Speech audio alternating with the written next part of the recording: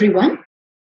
Today I'll be talking about Indian Holocaust under British regime, how millions of Indians were put to demise under artificially manufactured famine by British invaders. From the 1st century AD to the start of British rule, India's GDP was between about 25 to 35% of the world's total GDP, which dropped to just 2% by the independence of India in 1947. Coincidence? Not at all. So let's see how we have been exploited by the British government.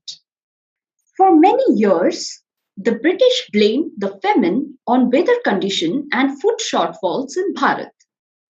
But today, most researchers agree to the fact that the mass starvation that killed millions of natives of Bharat during the colonial rule was no act of nature, but an act tactfully engineered by the British.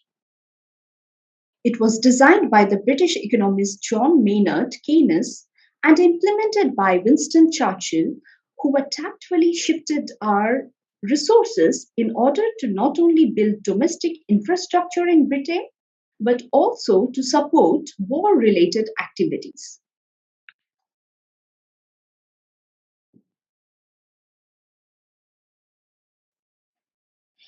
There were almost 31 artificially orchestrated famines in India during the 120 years of British Raj, an inhuman gift from Britain to us Indians. The result of this famine were tremendous. Now, of course, sources varies to the number of lives it took away. As per some colonial sources, it took away like 15 million lives. But that was a huge undercount of the actual figure on ground. The death figure was somewhere around 60 to 85 million lives. Can you imagine? So not only did they create such famine that took away almost 85 million lives, they also tried to whitewash our mass genocide this way.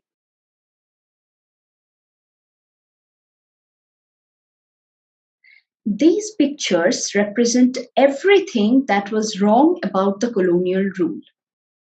They stand as a testimony of British regime where every ounce of our wealth and flesh of our beautiful Bharat was sucked out from its body and reduced to its skeletal remains. Here's a photograph of a starving man trying to protect his family from other starving people who turned into cannibals due to scarcity of food. Some horrifying, gut-wrenching photographs of mothers counting the last breaths of their dying children. What can be more sad than this?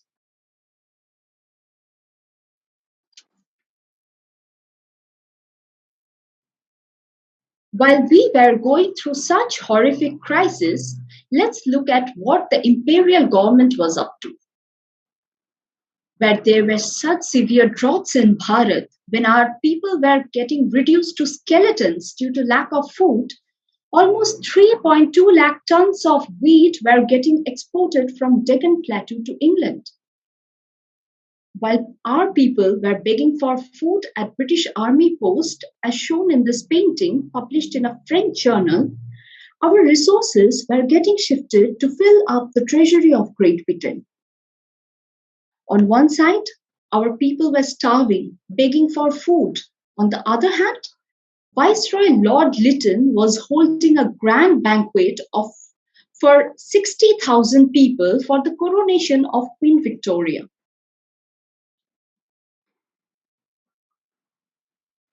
This fat lady is none other than Queen Victoria herself.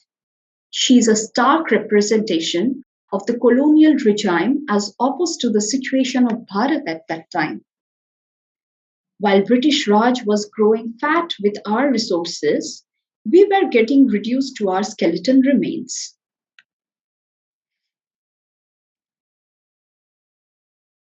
What more cruel was that The white tourists started pouring into our country like vultures, seeking cheap thrills at photographing the misery of our people. The invention of highly portable cameras allowed tourists to record the sight of our hunger. A French editorial cartoon lampoons the Western tourists, well-fed and complacent, who came to India to gawk at the skeletal Indians who were victims of famine. The Western society is built on robbery. The UK literally exists from the wealth they took from us. Yet, sadly, I find many Indians today are unaware of our history of what cruel colonialism had unleashed upon us and goes on to praise the British as if colonialism benefited us. Before ending this talk, I hope that my small endeavor to open this chapter of history will help us in freeing ourselves from the brown slave syndrome and colonial hangover. With this, I end my discussion today. Thank you all. Namaste.